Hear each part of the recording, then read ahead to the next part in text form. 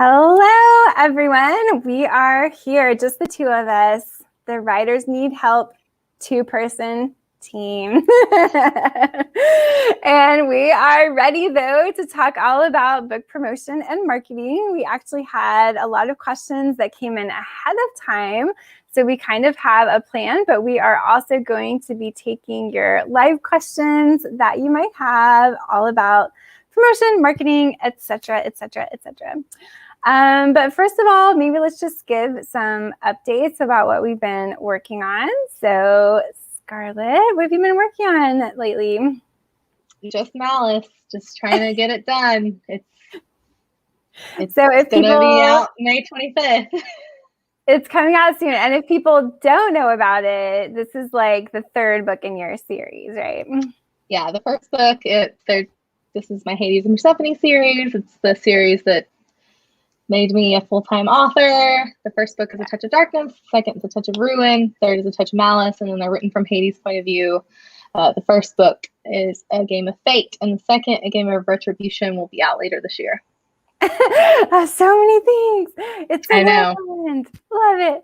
Awesome. So yeah, revising. I've also been revising this week. So mine is a project that is not announced yet, but just working on it on spec. And my agent's read the first version that I sent her. So now I'm working on notes, and I'm hoping we can go out with this next version. But it really, these notes are going really well. So I'm glad that we're doing this round. It needs a little cleanup. But yeah, it's pretty cool. I'm excited about that one.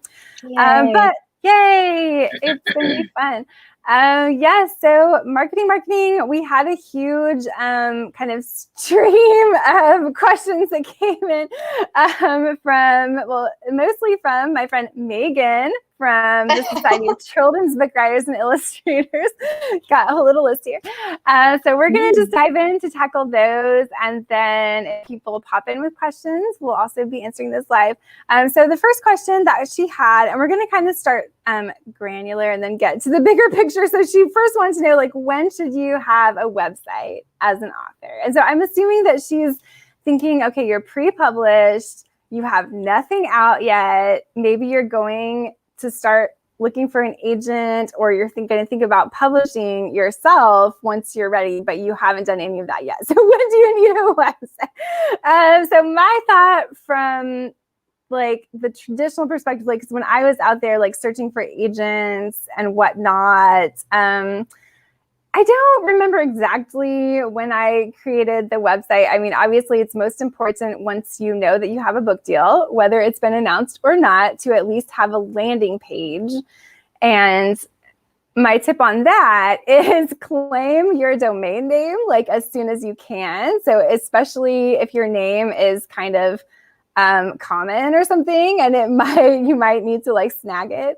I've been lucky because nobody seems to be wanting Kim Ventrellis. I'm like, thank you. Everything I have is just You're the one and only. It's great. Yeah, so I can just snag that. One and only Scarlett St. Clair. As we have discovered. We have discovered. This is important. So snag that domain name, and if you can at all possible, just do yourname.com.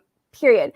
And like refrain. So if you're a little later in the process, I would say refrain from making your website branded with like your first book or your first series, because you're not always going to be known for your first book or your first series. So make it just a general author landing page that people can find.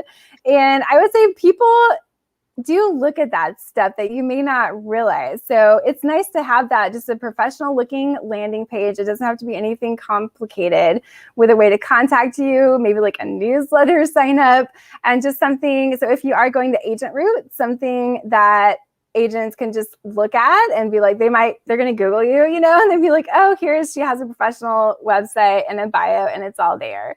Or later on, you might even find people looking you up for maybe like foreign rights, or like I've been contacted, you know, by a weird, like, people I didn't expect, like a producer that wants to like have a Zoom call and talk about something. I was like, okay, they just use my website contact form. So if I hadn't had that up there, like, who knows, they would have never found it, you know? So yeah, that would be kind of my tips. I would just say, like, definitely as you're starting to go and look into agents, if you're going that route, I would say it's a good time to just get a basic landing page up there.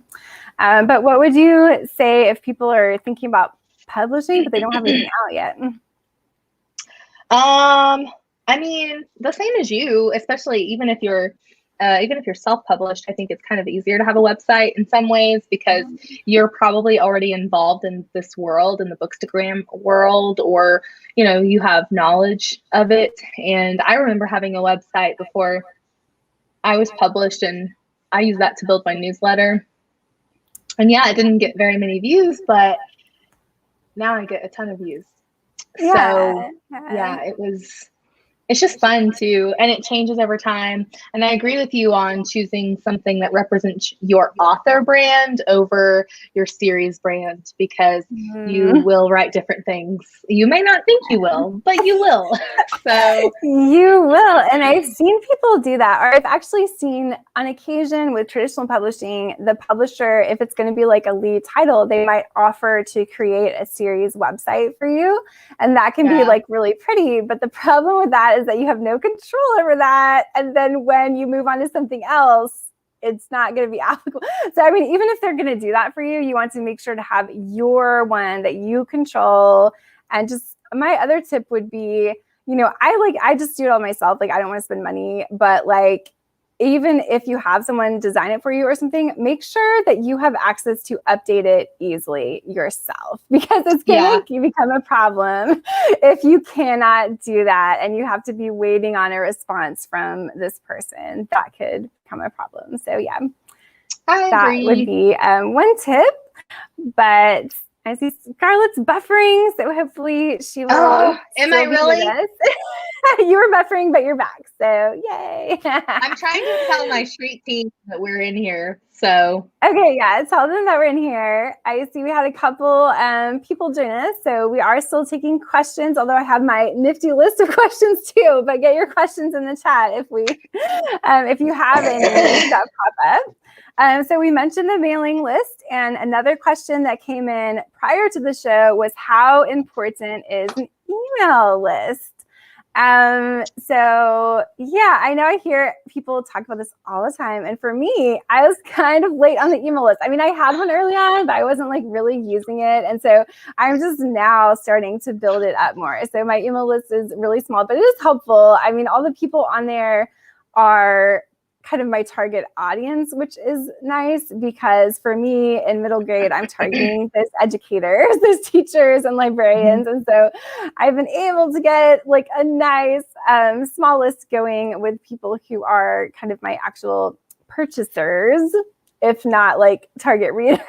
And so it has been really useful, but I would say start early and don't be, I think part of the reason that I got discouraged early on is that in the beginning, you don't have many people. And so you're sending it out and it seems like you're just basically sending it to people you know anyway. And like, what is the point? And so then you can get discouraged. But I think just the more you can do to build it up early on and offer like incentives for people to sign up, that's going to be really helpful. But what would you say about the email list? You know, I've heard so many times about how the email list is so important. And I have I think I passed like 1,000 subscribers to my email list. And honestly, I forget it exists. And but I do for big things, like when the Bookish Box was doing their wait list, I sent out an email list. I sent out a newsletter, and then anytime I have a big release or something like that. So I mean, it's helpful. I started it a long time ago, like when I first started doing this whole thing, and and people subscribe to it all the time from my website mostly. And so yeah, I mean, you can definitely start it. I would say don't feel as much pressure. If marketing is your goal, like pick a platform and then focus on that platform. So if the newsletter doesn't go out, like say you set a goal to send it out monthly and it doesn't happen, that's okay. People will subscribe to it not knowing how often you send information out. And then if you do want to start, as you start growing your following, if you want more people on your newsletter list, you can have giveaways to encourage signups. And then you can offer like exclusive content in your newsletter to encourage more people to read. I did a survey in my street team group and asked them, like, what do you guys like to see in newsletters? And they really like a personal, like something just personal. So I talk about really personal things in my newsletter. I talk about my dad dying and like my journey to becoming a self-published author. And I get a lot of really great feedback from that. So, and it's funny because they don't email me back. They get on my Instagram and tell me they liked it. So, so yeah, I mean, it's a really cool way to connect with your readers. I would say just do it. It's just, but don't feel a lot of pressure. Yeah, and don't feel bad if you start small, because I think everybody starts small, and it's I kind had of like 10 people for the longest time. Yeah. Yeah, and I've just now been starting like trying to get more newsletter subscribers after having books out for several years. So I'm just up to like 200 or something, like slowly. I'm checking actually because I don't really know, but I knew a couple of weeks ago I had gotten a lot of people, and I was like, that's cool, because I didn't pay attention to it. It's just one of those things that happens. I have 1,022 people on my newsletter. Yeah, and it's like a lot of things, like some of those things are going to take off after you found some level of success, but have it in place, because that's the thing. If you don't have it in place from the beginning, then it's going to be a lot harder to gain that momentum with it. So that, yes, I would say it is important, and it can be really useful. And there are all different ways to use it. So because, for me on my list right now, I don't get like super personal because I'm talking to teachers and librarians. And so it just wouldn't be that appropriate. Think of your audience and who you're targeting and what the purpose of it is for you. And, that's really important. That was a big thing for me, was once I finally figured out who my audience was, because for me as a middle grade author, I can't target my readers directly in the same way that you can if you're writing for adults who have credit cards and can purchase books and can get on social media platforms, So once I figured that out, that was really, really helpful. But that goes into our next question that we had, and that was, what social media platform is best for middle grade, young adult, or adult? And so that's a big question. And Scarlett mentioned a little bit that a big part of it is which one are you most comfortable with, and do you enjoy the most? So do you want to dedicate your time to? Like, that's one big question, right? And I think there's not necessarily one platform that is like the platform for this or this or this, but I will say for middle grade, for me, in terms of social media, because I'm targeting those educators, teacher Twitter is like huge, and the teachers are on Twitter, and the teachers want to win books on Twitter. I know, it cracks me up. I love it so much. Books, and they want to follow authors, and they will get really excited. And part of that, so for me, being on teacher Twitter and networking with teachers has been super helpful. So not only, and the thing about the giveaways, like people will talk about how they're not always that helpful, because those people who will follow you maybe from a giveaway are not necessarily your readers, and they're not going to go on to read your books. But in this case, in the case of teacher Twitter, the people who follow me, like I target all of my giveaways. I'm like, are you an educator working with grades 3 through 8? Then enter this giveaway. So all those people who follow me are the people that I do want to be targeting. You know what I mean? So that's been really helpful. I've it met some of the teachers that I've done. I don't travel for visits very often because, well, of course, in the past year, no, but also I have a dog who's like really special needs. I can't leave my dog. So I've only gone a couple times, but I went to Seattle, like outside of Seattle, for one of my very few like out of state author visits, and that was totally a Twitter connection that I made with an educator. So lots of great networking with teachers, and of course Twitter is great for networking with other authors, which has a lot of intangible benefits. They're not necessarily like directly selling book benefits, but it can be super, super helpful to meet people on there.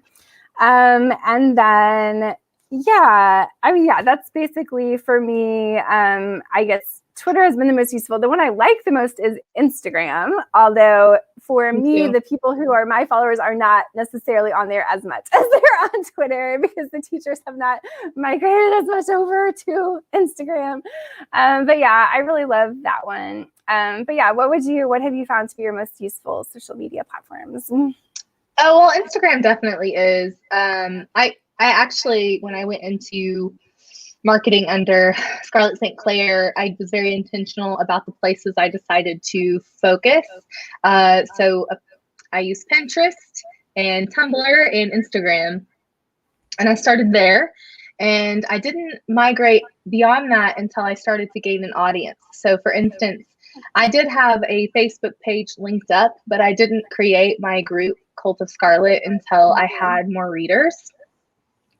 But I really focused hard on posting constantly on Instagram, and I knew that quotes did really well on Pinterest and Tumblr, and I knew the content I was creating would do very well there because it's a fandom. There's already a fandom around the myth of Hades and Persephone and in general Greek mythology. So I just really thought hard about where those people linger. And I do think it's easier, obviously, to reach adults because they have access, right? We talk about that a lot. Adults have access, and they're allowed to have accounts. Yeah, children don't so much.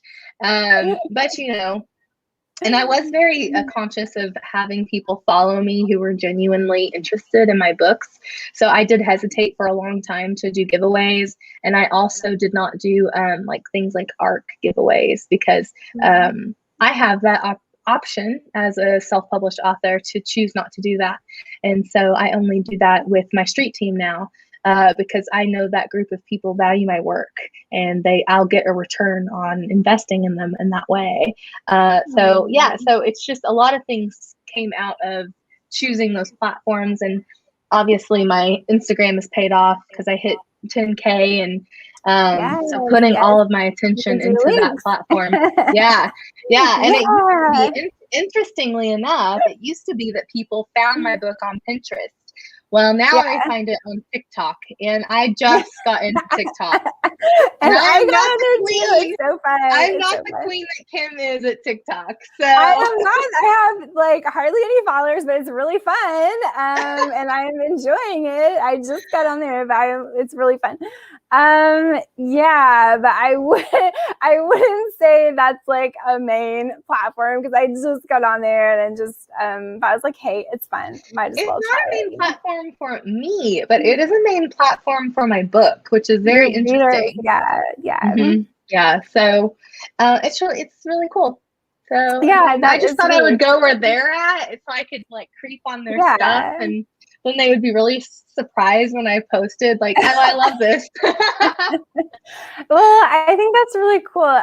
So on the Pinterest side, do you think it was the romantic elements that really drew people in, or because I'm just thinking like on posting quotes and stuff, like what do you think it was about the quotes from your books that drew people in? I think part of it had to do with, Hades and Persephone is very romanticized now with just a lot of the retellings that are out there. And I think people desire for that myth to be romantic and a love story. So they're looking for stuff that supports their ideas about it. So I think that was part of it.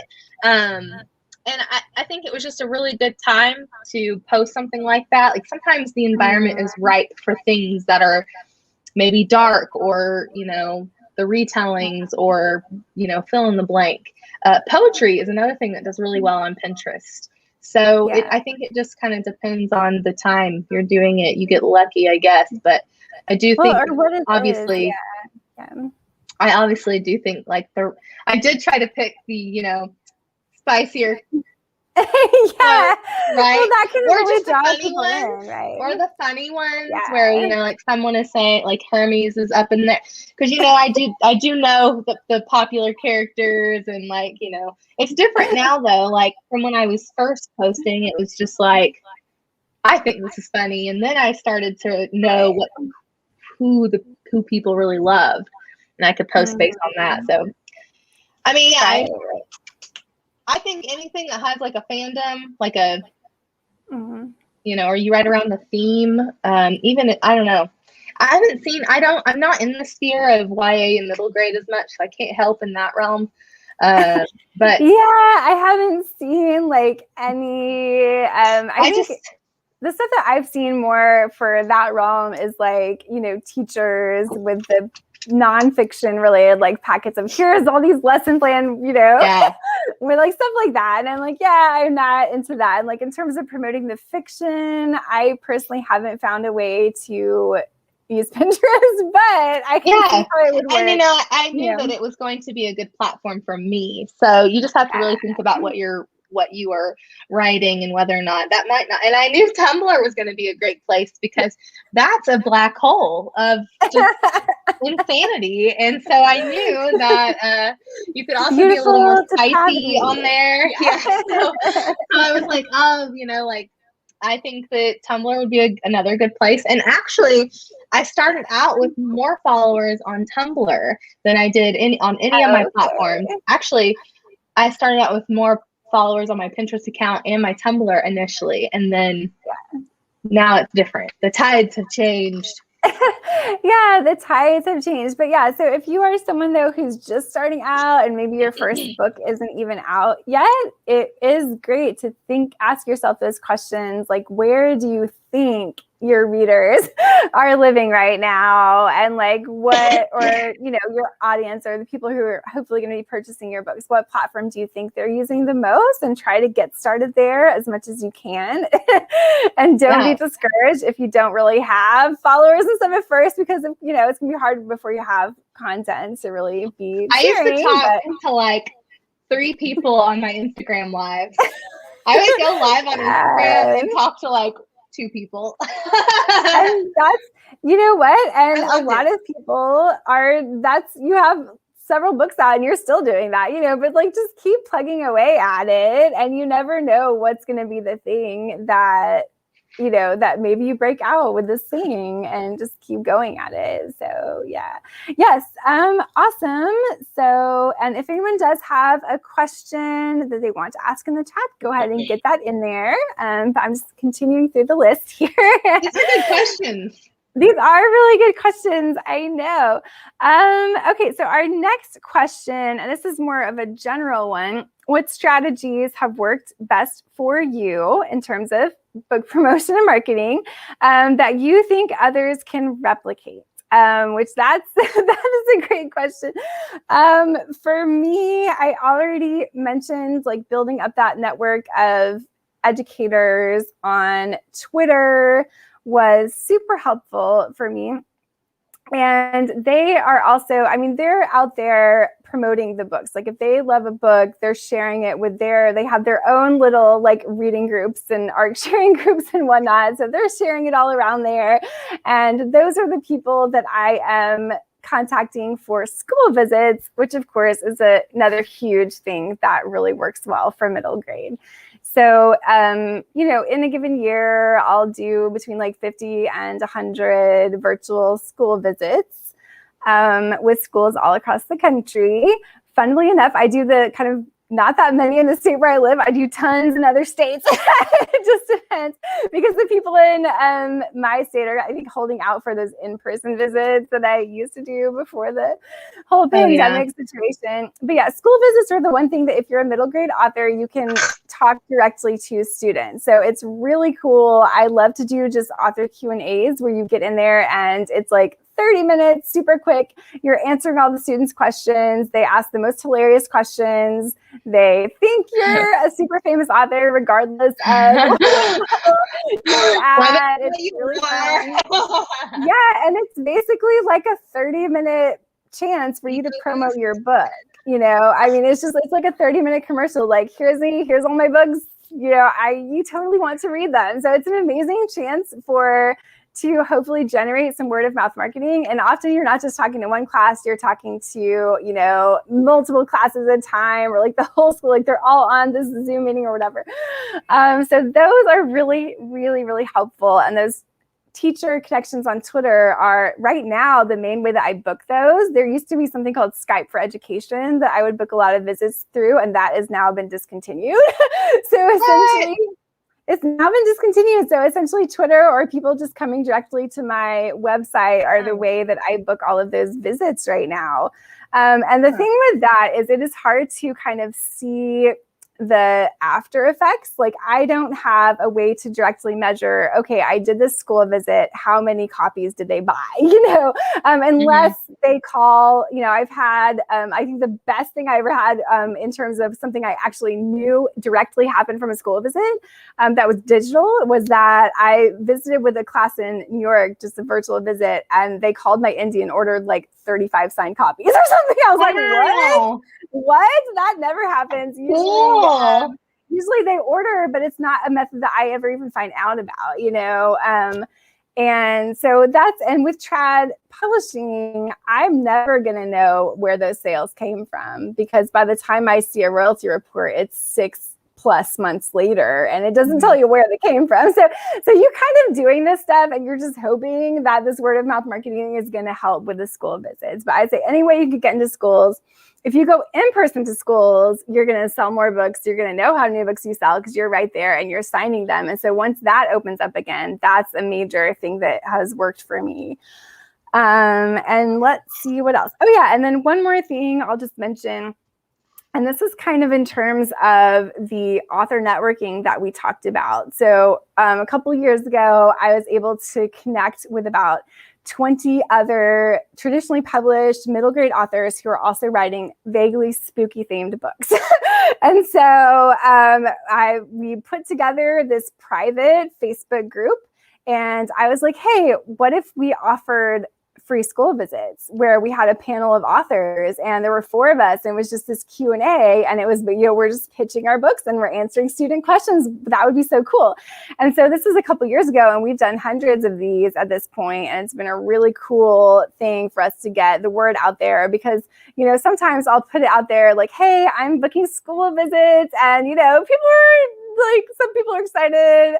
If I put out, hey, this group of like 20 authors, we're doing visits, 4 authors on one call, it's, you know, it's so spooky. Kids will adore it. I mean, that's a little bit, some teachers will get more excited about that. So I book a lot of visits that way, and just having that group to kind of commiserate with and do group giveaways with. And we have an anthology that's being submitted around right now. So that's been another thing. So if you can find a group of authors that are writing something similar to you and do find a way to do joint promotions that work, that can be really helpful. So I'll stop there with mine. But what would you say strategies that have worked best for you that others maybe can replicate? I think another kind of author would tell you to give away your book for free. But I'm going to tell you not to do that. You don't like a perma-free book one. I am just so weird about that. I will not do it. I will not. I just don't. But what I did instead, because I really wanted a different way to engage, is I decided on my aesthetic for my Instagram. And I think aesthetic is very important. And I've talked about this before with Kim, but you choose kind of what's the feel that you're going for your books, and like who are you as an author? It can be separate from who you are as a person. Mine just happens to be the same person I am. So I just was able to start fresh, and everything that I post is under that aesthetic. And then I made sure that my hashtags are very similar. And Brooklyn actually does some social media for me, and she suggests kind of changing out this hashtag. So like have 3 or 4 sets of hashtags that you use and alternate those on your posts. But that makes you discoverable. And if you're just starting fresh on your social media, that's what you want. So you could also go to other author pages, and especially, or people that write similar things as you, and see kind of what hashtags they're using, and you can use similar ones because it's all about being discoverable, right? I would also say, Kim, all your conversation really helps me think about how important it is to really consider traditional publishing if you're going the middle grade and YA route, because it is very hard to get into those schools and get in with those teachers. And I've done something similar where I've been on panels with authors like myself. I was involved in like Fantasy Romance February, and through just being in the author community, like other authors have picked up my book and promoted me, and I got involved in giveaways, and that stuff just kind of happened to me, which is really great. And Kim and I we do things very differently. Kim goes for stuff, and I wait for it to happen to me.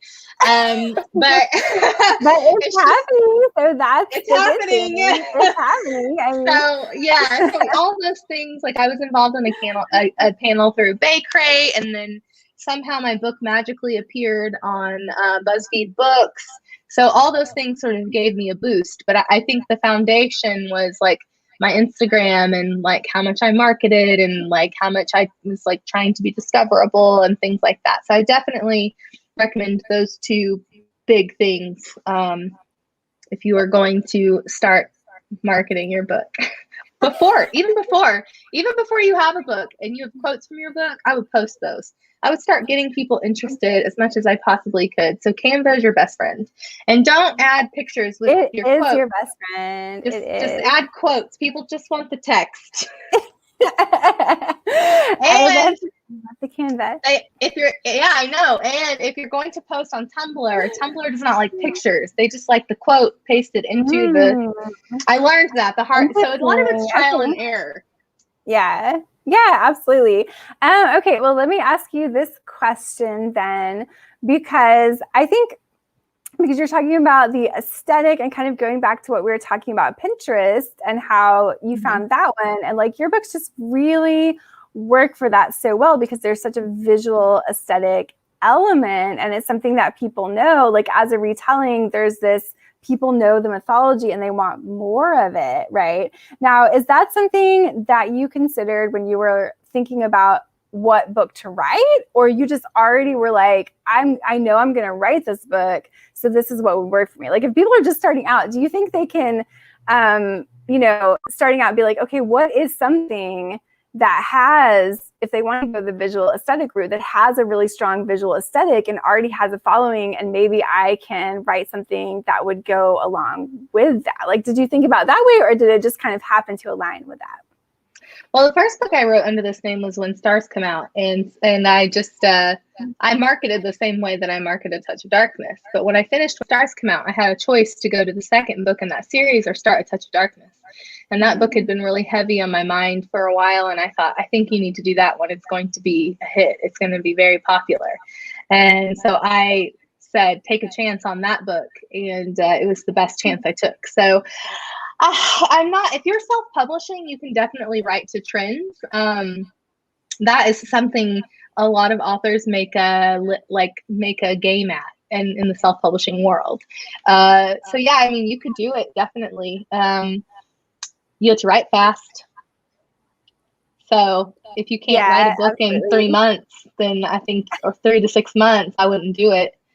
So I don't write like yeah. that. And I didn't intend to write you know what I mean? I knew, I had a feeling my book would be received pretty well. But even then, I mean, Right. it was doing okay the first year it was out. It wasn't until last year that it really hit.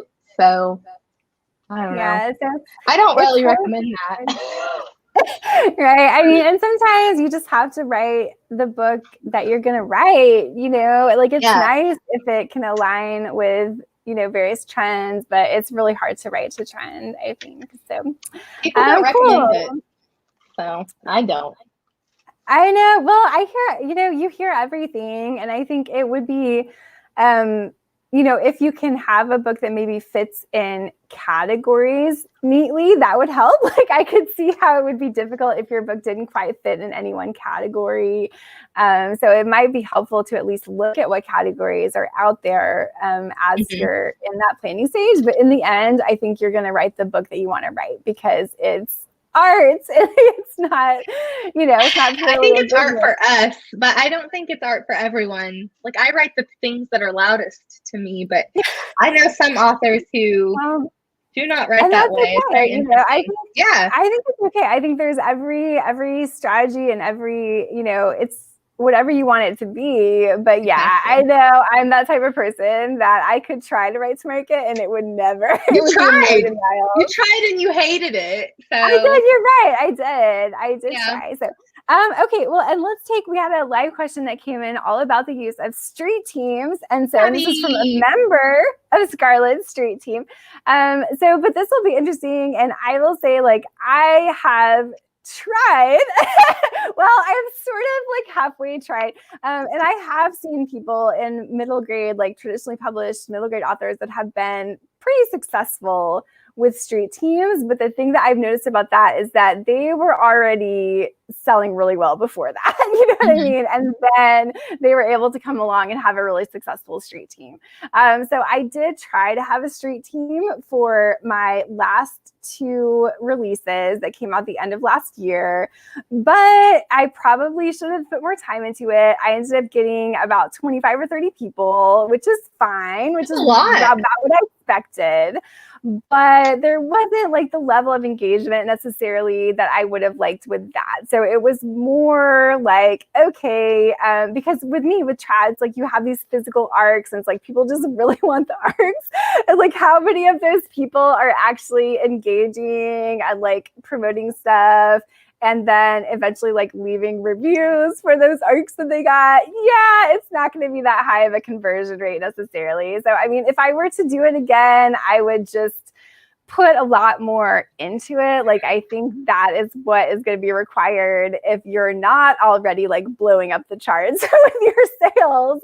You're going to have to put a lot more work into it. And I only know a couple of people that have done it really well in middle grade. So, but I know it can, of course, be really successful. So why don't you talk about kind of what you've done and maybe like if people don't have a big fan base yet, and they're just starting out in self-publishing, maybe what would you how would you recommend they maybe try to start a street team?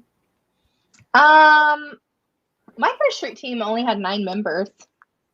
So, but they were super fans. Yeah. And I always recommend, no matter how small you are, having applications go up for something like that. And I look for passion. I don't necessarily look for people who have a big following, because I'll tell you that people with big followings get in there and they haven't read any of my books, and I won't take them, because how can you speak passionately about my work if you don't? You know what I mean? Like the whole point for me of a street team is that they love my work.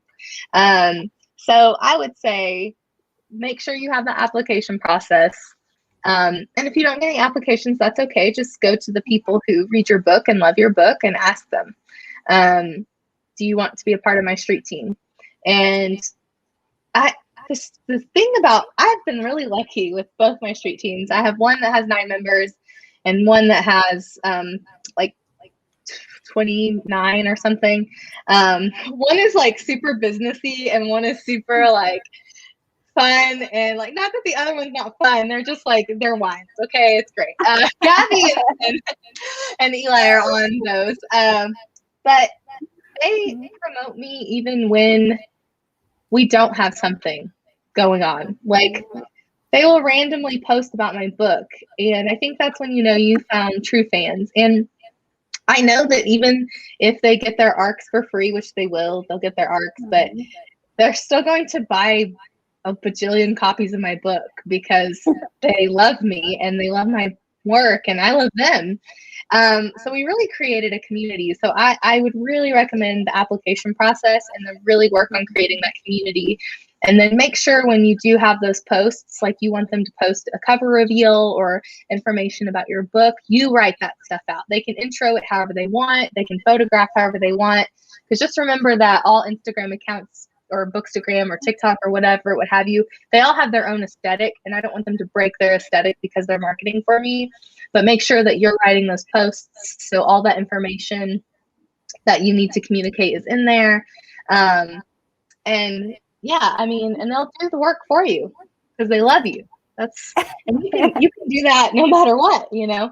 But I didn't start a street team until my third book came out, until A Game of Fate came out, and even then, that was 3 books in, and I was still doing pretty well, and I still had 9 people, you know. And I will say that I had 20 applications, I think, the first time, and I was pretty selective because I wasn't going to choose people who hadn't read my books. And then later I got like 70 applications. Oh, and wow. I was like, I will only open this for a day next time.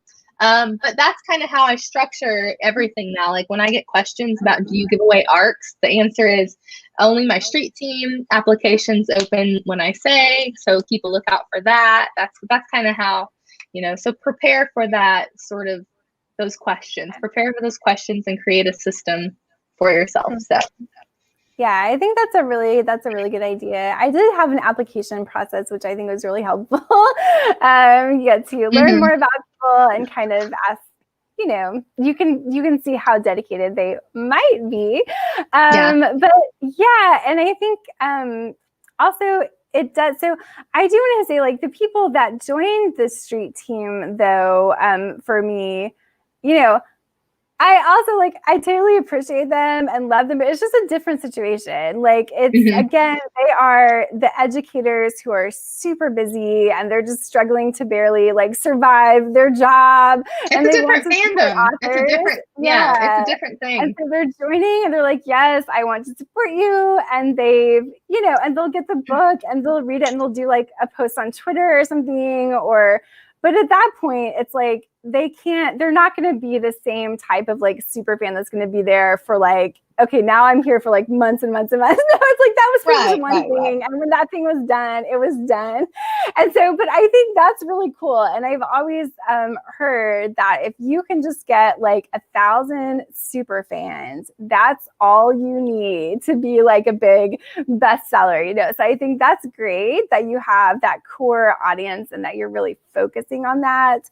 And if someone out there is writing maybe for a different audience where it might be harder to cultivate that, you can still have success with it though. And I do know middle grade authors that have had success. And I know one of my friends, I'll have to have her on because she has like hundreds of applications for this street team. And she's like, and they seem to be active. And she's found a way to keep them active. Do you know what I mean? But I think it would be a lot of work. There are some street teams that have point systems where like the things that you do, you get points, and I don't have time for that. That seems intense. I think the cool thing about like Gabby's in here and some of the cool things that you just learn about people like Gabby, for instance, like she just tells stories about how like being a part of the street team, she felt like she had never won anything. And then she got picked to be on the street team and that was part of how her life changed. And that was so cool. And that's the kind of community that I set out to create. So you really have to think about your goals. Like, what are your goals to have a street team? And for Kim, you know, it sounds like yours is like a one-time street team.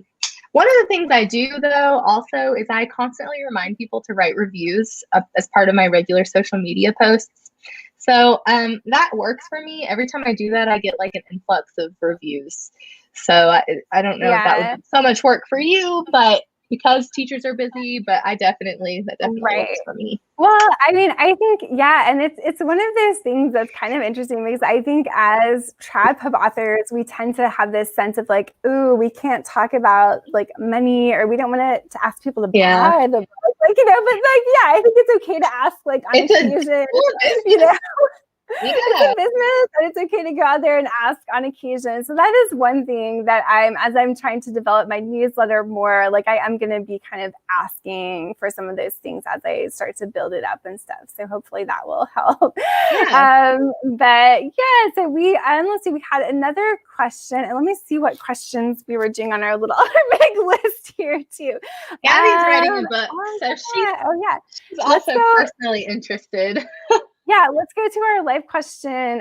So this was, how do you build anticipation and market around a book specifically for new authors who don't have any books released yet? So I think that's a great question. And that may also go to, well, kind of what you talked about with the aesthetic. I'm trying to think of me early on. And I think, of course, with trad pub, you have a longer, you tend to have a pretty long lead up time, because for me, like I knew 2 years before the book release that it had sold, right? So you have different landmarks that you're going to meet. You have the official announcement for the book, and you get those followers there. And you have the cover reveal. So you try to do that with someone who has a bigger audience. And for middle grade, and for the teachers out there, they might have heard of Mr. Shu, who's probably one of the biggest. That's what I was going to say. Yeah, Mr. Shu is one of the biggest, I guess, middle grade influencers, if you want to say that. So yes, I mean, I did my cover reveal and stuff with Mr. Shu, and then talking about aesthetic, I did some things because my first book was all about this skeleton that grows slowly from the ground, starting with a little finger, and there's whimsy and magic and skeletons and kind of spookiness and stuff. So I would just kind of try to develop that general aesthetic, and I was the skeleton lady for the first like couple for those kind of years building up to that. Yes, some book quotes, author blurbs. So when you have other authors maybe read early copies and they've blurbed it, or early reviews, posting stuff like that. And I'm actually going to talk about this in, I think, our next question. But I also did a book trailer for my first book. It was so good. It is really good. It's a really cool thing. And I will say it was useful just because my publisher, Scholastic, put it on their website and through their channels. And then having a visual was nice, especially when you're totally unknown and you're going to schools and stuff like that. So something like that. But our next question is kind of things that maybe weren't totally worth time or money. So I'm going to kind of lump that in there. But if you can get one for cheap, then I would say having those visual things can be really helpful. So yeah, those are a few things, but it can be really hard. And then building up that author network is, your network of author friends is going to be a big thing. As Trad Pub, we have these big debut groups. They're like private Facebook groups of a couple hundred people who are debuting in YA or middle grade every year. And so with that, you're sharing ideas, and everybody's, kind of following each other and boosting each other's stuff on there. So if you can develop a network like that of other authors to help boost your stuff, that can be good. But Scarlett, what would you say, building up anticipation before you have any books out? I just did the same things I've talked about before. I posted quotes for my book and things that align with my aesthetic. And then Gabby has already has a Bookstagram, so she's already interacting with other readers. And I would say, like, if you're interested in Bookstagram or posting about books or cosplay, like Gabby does, that's also a good way to, start talking about, I'm writing a book. I have another street team member who is writing a book as well, and she was posting about it. And so she's established in that book community. Plus she's in my street team. So now she's got like 30 readers, right? So, oh yeah. Yeah, so just getting involved in and it's fun to get involved with readers. And I talk about readers a lot because I have been I did the whole establishing writer connections prior, and I loved that. And I don't want to say that that's not the route to go, but I was really focused on the readers at first, and then the writers came. So that was a really interesting thing too that ended up happening where the more rooted I became in the reader world, the writers became my readers too, and it was really neat. So yeah, I would say you also can do some things like cover when you're an indie author. You can do some cover reveals through freelance book companies like Espresso Reads, and I did that in the beginning. I don't do that anymore because my street team is established. But that's a good way to find new readers. And if they're interested in your blurb, they'll hopefully pick up your book. Mm-hmm. Yeah. So I was going to ask you about Wattpad, because didn't you use Wattpad early on? Did you find that was actually helpful? Or, you know what I've heard is that it can be hard to convert those readers into like people who buy your book. Did you find that, or did you find it helpful? Well, I did Wattpad after my book was published, and that's a misconception. Because it's up there, people think I started out as a Wattpad author, but I actually did that to try and market my book. And it worked really well, actually. I got messages on there a lot from people who said they went and bought the book. I don't know that it works for everyone, and you will fall into that trap where people talk about like you are a Wattpad author, like it's a bad thing, but it's not a bad thing at all. But yeah, no, I felt like that worked really well. However, once your book is published, you can only post 10% of that book anywhere on any public platform if you are enrolled in Kindle Unlimited. And so the first 3 chapters of each book are available on Wattpad. And, obviously the goal is to hook them, and then they'll go to Amazon and get the book. And yeah, I think that works out really well. I haven't done it since. I won't do it now. I don't need to, but, and also I come from a librarian background, and I felt like I really wanted these people to be able to read, a little bit more than they would on Amazon. Because my books, only the audiobooks are available for free via the library, but don't steal my book, because someone did that today twice. Oh man, I've heard so many stories about all the pirated things. Oh my God. It was on Etsy and Wish.com. Oh wow. Don't do it, people. But I think it would be impossible to stop or track or get them all taken down. We got it taken down from Wish. I don't know about Etsy, but they got a bunch of hateful messages though. Man. That's the other great part about having a street team. Oh, okay. Yeah. So they'll be like, take this down immediately. That's good. That's helpful. Man. It is helpful. It's like having a little army. I know. Yeah, you need that sometimes. Okay, so our next question was, what strategy have you tried that maybe wasn't totally worth the time or money? And so for me, I had a couple. So one was a book trailer, and the book trailer was amazing, and it was beautiful. And one of my friends actually was the illustrator and stuff for that. So it's great, but the thing is, it can be expensive, and you are not going to get a return on your money. The only reason I did that was that I got a nice advance for that first book from my publisher, and I was like, this is my first book. This is the only time I'm ever going to do this. Let's just do it. I did it for my first book too, and it wasn't worth it. But I would never. I wouldn't do it then. I mean, now if you just want to make one yourself for free that is nice and looks professional, go for it and use it for what it's worth, and that's going to be worth your time and money, let's hope, but I mean, even though my publisher, put it on their website, and I used it in the school visits and all that stuff, I mean, to this day, I don't think it even has like 3,000 views. I mean, like not even that many people have seen it. And it's not going to be worth your time in terms of selling books, because the only way that people would even see that is if they were already on your YouTube channel or they were already following you on social media. That's pretty much the people who are going to see it. So the people who are going to see it are already your audience. And like, how are you going to use that to get new audience? I don't know. The other thing I would say, and these are not it's not like don't do these things. It's just like if you're wanting just to see a return on investment that makes sense, then they're not the number one things to do. So I still do blog interviews, like I will still, if people are like, hey, I have an interview for release day or leading up to it or whatever, I'm like, okay, but I don't do like a whole thing. Like I don't do like a whole blog tour, and I don't go out of my way to be like do a million interviews, because those interviews take a long time to actually write up.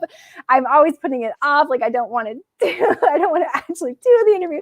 So I'll do a couple, but I don't make a whole thing of it. And I just don't think that you're going to see the return on investment that maybe you would have a few years ago when it was more popular.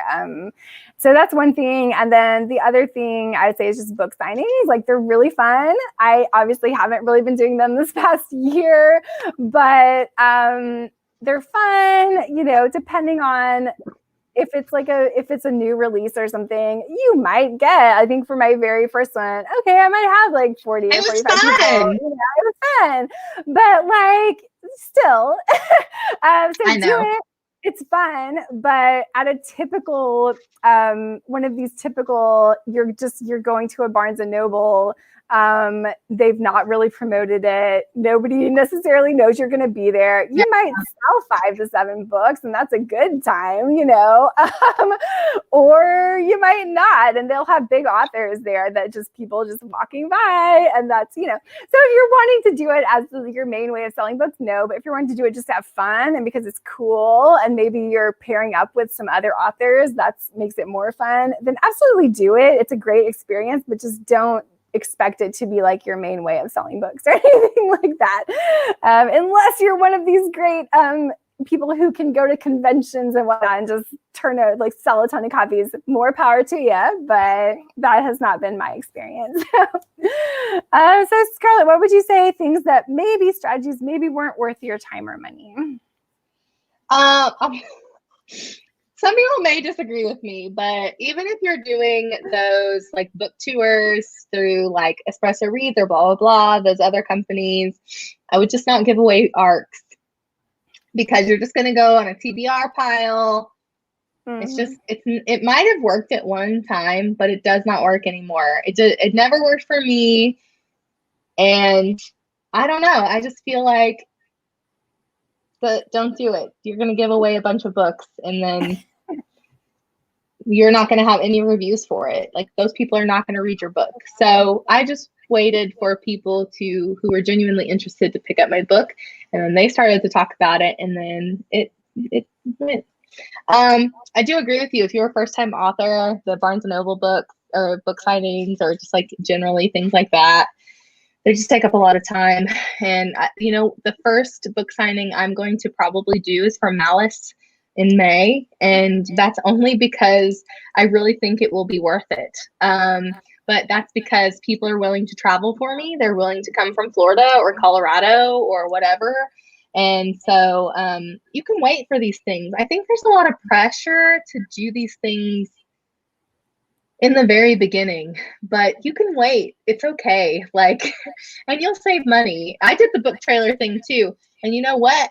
I'm doing a special trailer for my readers, essentially, for my Hades and Persephone series. But I'm doing that because, first of all, I have the money to invest in it, because it's fine. I'm fine. But I did it now because I can. I'm not trying to, what I mean? Just for fun, as a special bonus. Like that totally makes sense. But yeah, if you think it's going to be the thing that like launches your book, I would rethink. Patience is going to be the thing. There's going to be a lot, but patience with yourself is going to be the thing, because even everyone looks at my success now and thinks that I came out of the woodwork, but I have been here. I've been here and I've been waiting. And so it's taken a while. The sooner you sort of just embrace that process. So yeah, I think you brought up a lot of great points. Yeah. So, but again, I mean, I still think book signings are fun. I just don't go into it with that perspective of I'm going to sell a lot of books. Like do it if you like it. But okay, so we had, let's see. Oh yeah, we had a question for traditional traditionally published authors, what has the publisher done for you that you couldn't have done yourself? And we thought we were also going to have our friend Jenny on here, but she couldn't join us tonight, so I'll talk about mine. So for me, my publisher actually did a lot of things I couldn't do myself. Scholastic was the publisher for my first 3 books. And for my first book, they put it into their book fairs in hardback, which was pretty cool because they don't put very many debuts into the fairs in hardback. So getting into book fairs was a huge thing that I could not have done myself. And to this date, 75% of the books, the copies I have sold, were sold through book fairs for my first book. So that's amazing, though. Yeah. Every kid knows about Scholastic book fairs. Yeah, and it was in their every adult catalogs, their little reading club catalogs, and all of that. So that reach is something I could never do myself. I would say another thing, also in terms of just having a Barnes & Noble rep, like your publisher will have a Barnes & Noble rep that's like in the building and attending their sales meetings when they're pitching the books that they're excited about. And so they're going to hear that, and then they can place like their order right there. So having that kind of direct connection to a Barnes & Noble rep is really helpful. Also, the trade reviews matter for, especially if you're writing like middle grade and children's stuff. Because a lot of the librarians, both public and school libraries, have collection development policies where it's like you have to have 2 positive trade reviews before they'll purchase your book for their collection or something. So with school purchases and stuff, that kind of social proof from the journals like Kirkus Reviews and Booklist and School Library Journal and Hornbook and all of those, that actually matters in that sense. And so the publisher will send it out to get those reviews, hopefully, although it's still not guaranteed that they're going to actually do it. It got really weird with COVID and they were all backed up. And so I did not get as many of those on my latest releases as I did on my earlier ones. But how many starred reviews have you had? Well, I got 2 on The Secret Life of Sam, which was really good. I was excited about that. So yeah, stuff like that can matter for teachers. Nobody else is really going to see that. And it matters for you. It does. It does matter for me. And there's a really one thing I have found really interesting, which is I guess tied into what the publisher has done for me a little bit, is that if you go into Amazon, you can see Bookscan, like how many books you sold through Bookscan. And I'm like trying to be like, what does this represent? And I guess it's supposed to represent like bookstore sales, like physical bookstore sales. Does it also represent like Amazon print sales or? I don't know. I'm looking at mine right now just so I can see it. Okay, look at yours. I think it does, because the really funny thing is when I look at that number, like for my first book, for example, I've sold 90% more. Like I've sold 20 times more than what it shows there. Because I know from my royalty statements. And why is that? Well, that's because all this school sales, all of the Scholastic Book Fair sales, all of those, I think also probably library sales, those are not accounted for. It only accounts for like big bookstore sales and maybe Amazon print sales. And so I hardly sell, like I sell such a small percentage of my books on Amazon or through the stores that they actually track. So my publisher really was responsible for all of that. So they actually did a lot for me in terms of connecting directly with readers and that way through the book fairs and just getting the books into schools. I'm trying to see because I don't see that my actual books pop up here. I'm not sure. It's confusing. I bet we could dedicate, you know what we need to do is we need to find someone who like works with them or something and get them to come on and explain this, because I really don't understand what they track in Bookscan because it's so different from what I know I've actually sold in my books, which is really weird. Yeah, I agree because I'm all confused. It's weird. So we'll tackle that another time. But those were some things the publisher does. And then now the last question we had was for indie. What would you say are options that are open to you for promotion that would not be open to someone who's traditionally published? I mean, we have nothing. I mean, we make our own way, really. So gosh, I don't know, honestly. You just have, I mean, the stuff that we do is the stuff that traditional authors could do. But I will say, like, don't get discouraged just because you don't have the support of, a publisher behind you. You just have to make sure you're posting every single day about your book, even if you think no one is watching. You will always promote all your books. You will never stop promoting your books. And so that would be my piece of advice, given that I don't have a traditional publisher behind me. And eventually your readers will promote your books themselves, and you will barely have to do anything to promote. I still do. I'm very interactive on social media. And I guess that's one thing I would say as a non-traditional author is I have the opportunity, also because I'm a full-time author now, to be very interactive on my social media platforms. And that's something I'm praised for on all platforms. So if you can, make sure that you are as interactive as possible, because if you have say you have one fan reach out to you, and you respond to them, it means the world to them. So that's kind of what I would say, just because I don't have a Barnes & Noble rep. I don't know how I'm in Barnes & Noble stores, but I am. And because really they saw your ranking and they purchased it, Yeah, it's really cool. It doesn't happen to everyone. And so just know that just know that it takes time.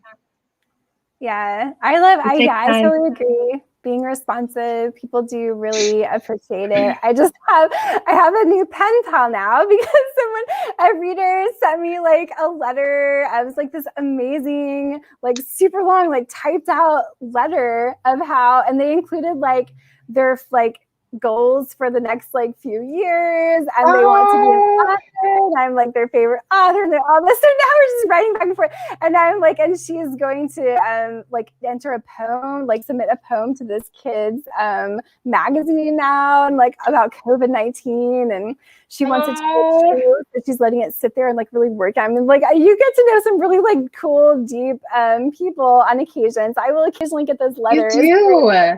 I really occasionally get letters from people, which is really fun. Yeah. The first time I got fan mail, I kind of died on the inside. It was amazing. Yeah, so it's cool if you take the time to respond to that. Like people will appreciate it, and you don't know, like maybe they're spreading the word or something out there. But yeah, I would say, I did have a question. Like one thing I was thinking in terms of options for indies is just the ability to be more agile. And I know you're in KU, but like with pricing, have you played around with pricing or discounts or doing book bubs or anything? Yeah, that is something we can do.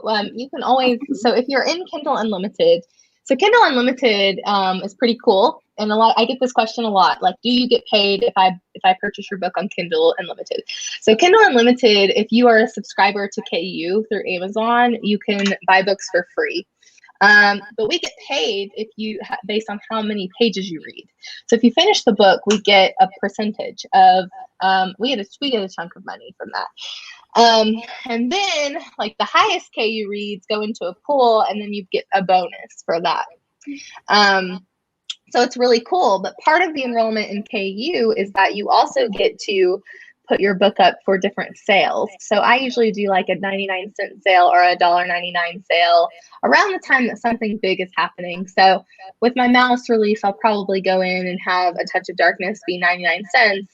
So, people who are like, oh, there's 3 books now, I might try to read. Some people do not read series until all the books are published. So that's really cool. I have not yet played around with not being enrolled in KU because I really like it. The other thing that happens when you do well is that Amazon will start reaching out to you and giving you an invitation to enroll in their own promotions. And that's cool because they promote you. And so you get a chunk of sales in one day because they're also helping you sell books. They've also tried to do something called Prime Reading, which anyone who is subscribed to Prime can download your book and read it for like 90 days. I haven't done that because I don't think the research is lucrative. it was funny because the first 2 times they asked me, they were like, we'll give you $100. And then they were like, $200. And then they were like, $5,000. And I was like, I'm still not going to do this. Wow. They upped the ante there. Yeah, I was like 10 out of 10. At this point, I don't recommend Prime reading. But there are some pretty cool things that come with being an indie author. So Amazon does provide you with that platform.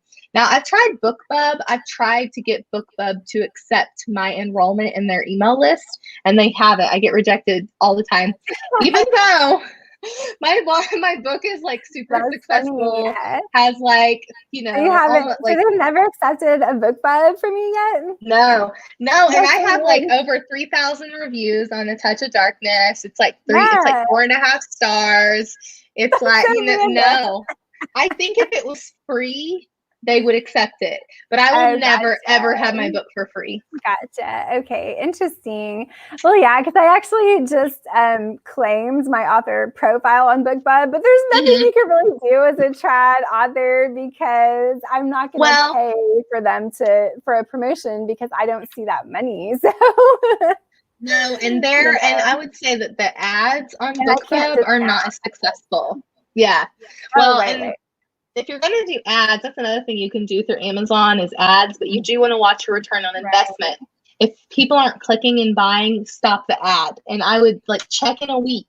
And if it's not working, take it down. The same with Facebook ads. I've heard they can get really expensive, but yeah, that's something I've never done just because as a trad pub author, it's like I got my book advance and then that's, basically it. So, like if I were to pay for an ad, it might sell a certain number of books, but like I'm never going to see that money back because it's not going to me. It's just going to earn back that advance. Like it's going to the publisher. So, I guess the publisher could, but like I don't have the ability to discount books or do anything like that. So I think those are a lot of the benefits that you have. I'm glad you mentioned that because I forget about it. I haven't done it in so long. I'm like, oh yeah. You can be more agile and maybe it'll I'm sure you'll try a BookBub one day and maybe it will be successful. I might not now. I don't really need it. You don't really need it right now, but maybe on a future book or something just to try it out. That might be fun. Yeah, we'll see. I'm just trying to see this. Like, I was trying to look and see if I could bring up that report on the Bookscan, but because I'm gonna have to do that because I sell a lot of books to like outside distribution, and I don't know who they're going to. Yeah, we'll have to get someone on who can talk about that because I would love to understand those numbers more. It just seems very like I can't tell what is being reported there and what is not. So anyway, but if anybody has an idea that they would like us, a topic they'd like us to cover in a future episode, or maybe a guest that you'd like us to bring on, because I think we're going to start bringing on some guests coming up soon. Let us know. I did start a Twitter. I think we have like 2 followers because I did that we're at Writers Need Help on Twitter, so you can follow us there. I didn't know you started one. I started one. Yeah, I think I just followed us and that's it. So, but yeah, so people can post questions over there if you have any, or just put a comment about what you'd like to see in a future episode. But I think that's all. We went through all of our big list of questions for tonight. So did you have maybe like any final words of wisdom for someone who's just starting out and wants to start marketing themselves or their book?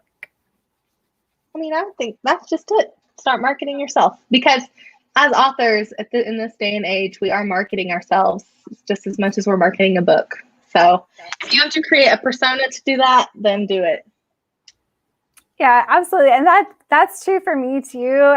With middle grade, like I tell that to authors when they're like, well, how can I even get people to book me for these school visits? And I'm like, well, partly they may not have read your books yet, but they're kind of booking you. So you do want to create that author brand and have a personality, and energy is the main thing that's going to engage kids on those visits. So try to portray that in your social media, and hopefully you'll start getting those visits. So yeah, and think about like Scarlett was saying, if you have if you're going to have a really strong aesthetic or a really, maybe there's already a following related to your book or something that's coming out, get involved in that community and start building that aesthetic if you can on your social media channels. But cool. Well, that's all we have for tonight. So let us know what else you want to see. And otherwise, I guess we'll be signing off. Thanks to everyone who joined us live tonight. Bye. Bye, everyone.